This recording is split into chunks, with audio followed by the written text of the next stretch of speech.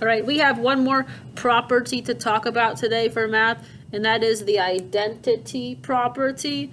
An identity is who you are as a person. You might have an identification card, like a driver's license, or a passport, or maybe a school ID.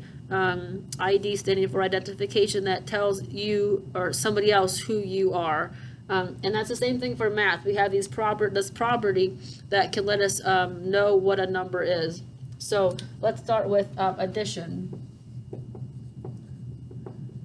For addition, identity, you would just say that if you add 0 to a number, you should come up with the same number. So if I had 7 plus 0, I will get out my number that I started with, 7, because I get out the identity the same number. Or I could do 100 plus 0 equals 100, or anything plus 0 equals that number. That's the property of identification. And this also works, unlike the commutative property, this works for subtraction as well. I can subtract the number 100, or I'll just start with 7 here. 7 minus 0 is still going to come out as 7. Or 100 minus 0 will still come out as 100. Now, this doesn't work though. I cannot move the 0 to the front. That would be adding the commutative property onto it, because 0 minus 100 is different than 100 minus 0.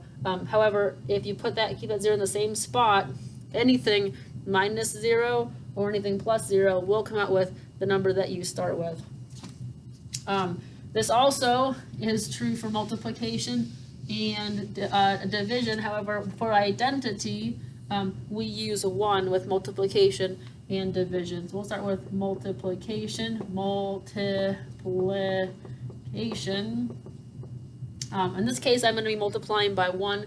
Anything times 1 is itself. So I could do 7 times 1 equals 7. I still get out 7. Or 100 times 1 equals 100. I could do a fraction. 1/2 times 1 is really still 1/2. Negative 7 times 1 is negative 7. Anything times 1, you get itself. 0 doesn't work with multiplication. That's not for the identity, because remember, anything times 0 is 0. So for identity in multiplication, you use 1. In addition, in subtraction, you use 0. And it also works for division.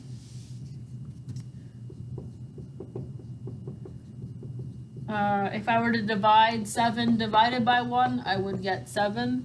Or 100 divided by 1, I would get 1.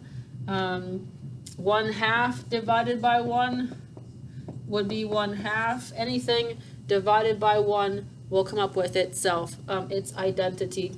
Like subtraction, though, you can't switch it. That would be adding the commutative property on, or I can move things around. Remember, that doesn't work with subtraction or division.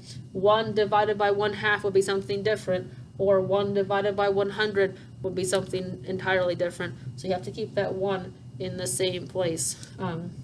So remember, addition, subtraction, add or subtract 0, and multiplication or division, multiply or divide by 1, and you get the property of identity.